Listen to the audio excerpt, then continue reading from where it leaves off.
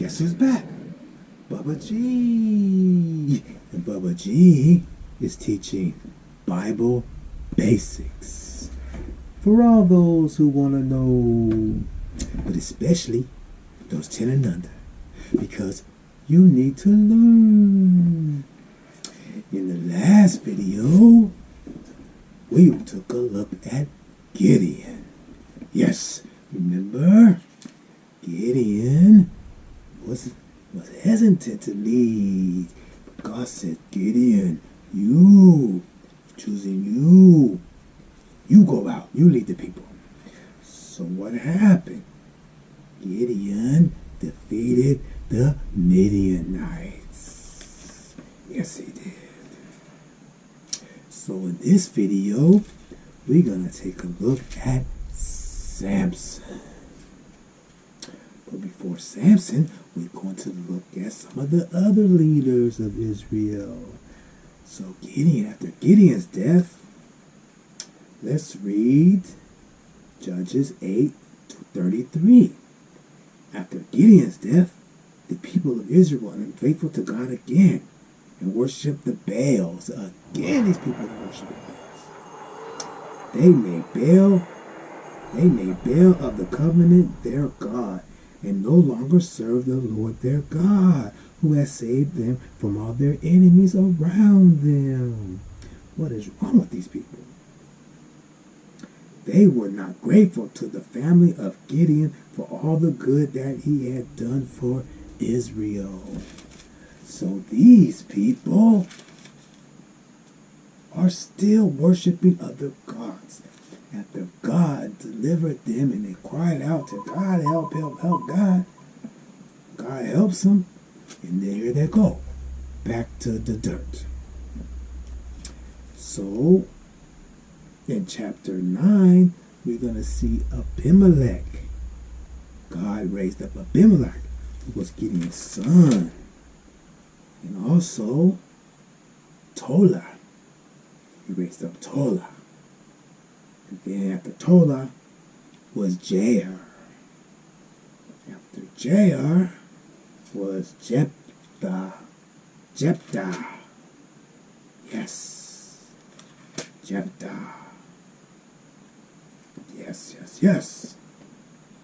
So now, let's see.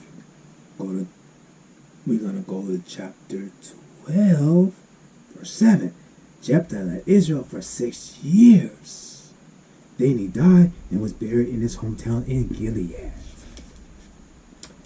So he ruled for 6 years. Verse 8. After Jephthah died, Abzan from Bethlehem led Israel. He had 30 sons and 30 daughters. Wow. He gave his daughters in marriage outside the clan and brought 30 young women from outside the clan for his sons to marry. He had 60 kids. Abzan led Israel for 7 years. Then he died and was buried at Bethlehem. After Abzan, Elam from Zebulun led Israel for 10 years. Then he died and was buried at Ajalon in the territory of Zebulun.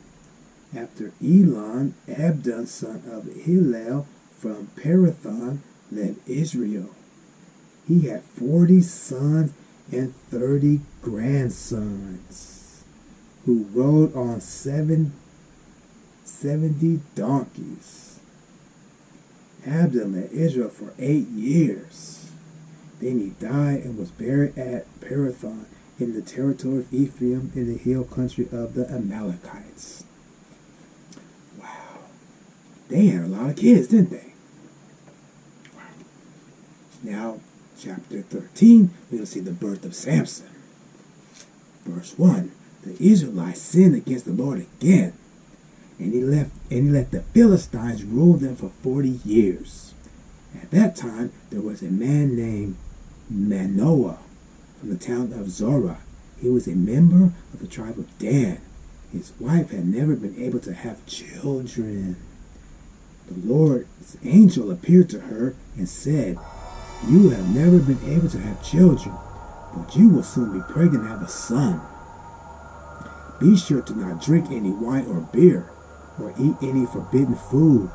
And after your son is born, you must never cut his hair, because from the day of his birth, he will be dedicated to God as a Nazarite.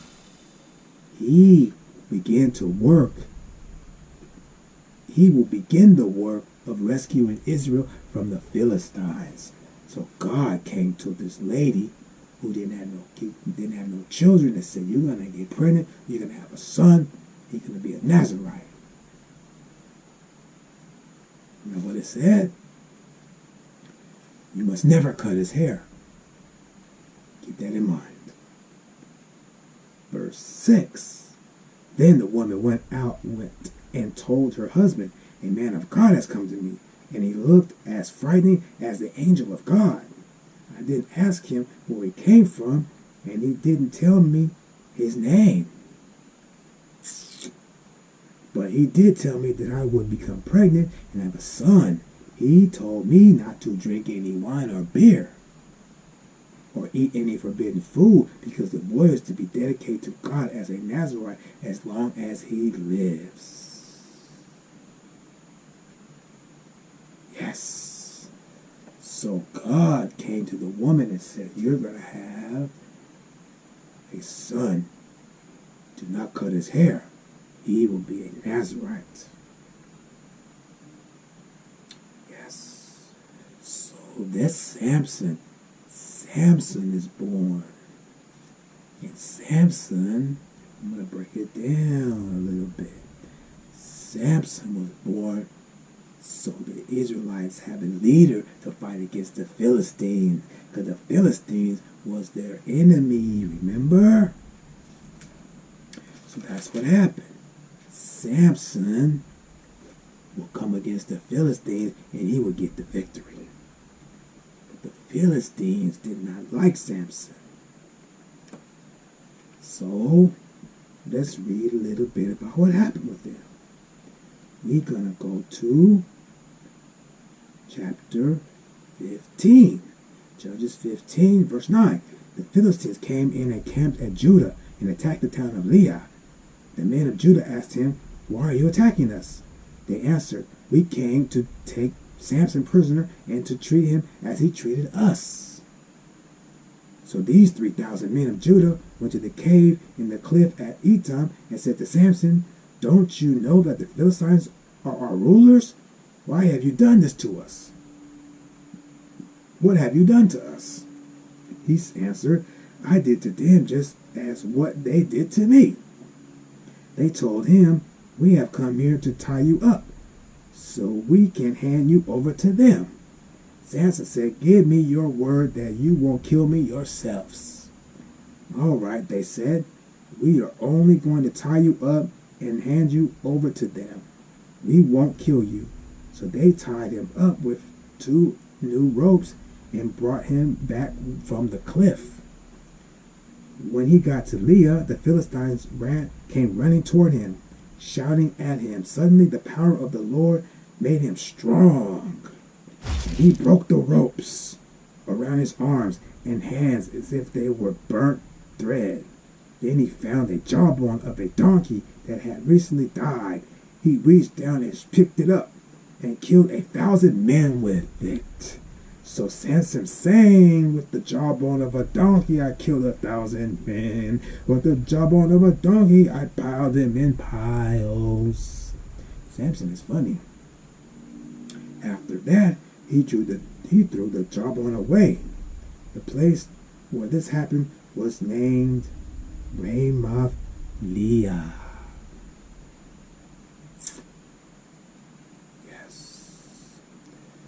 So what do we see here? We see the power of God comes on Samson and he gets strong. And then he can kill his enemies with no problem. Remember? God said, "Lady, you're going to have a son. And he is going to be a deliverer. He will be a Nazarite. And he will kill the Philistines."